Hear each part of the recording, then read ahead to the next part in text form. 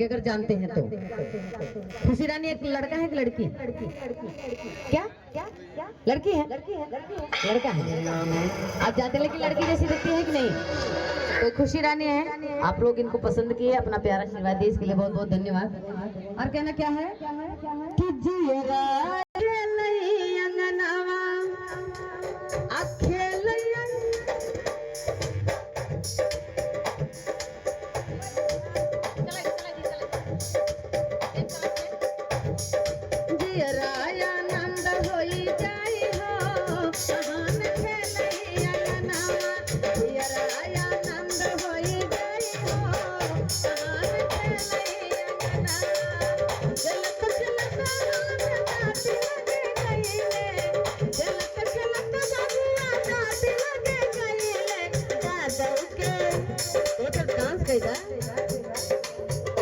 अरे दादू के जियरा जुड़ाई हो, आहान खेलई अंगनावा।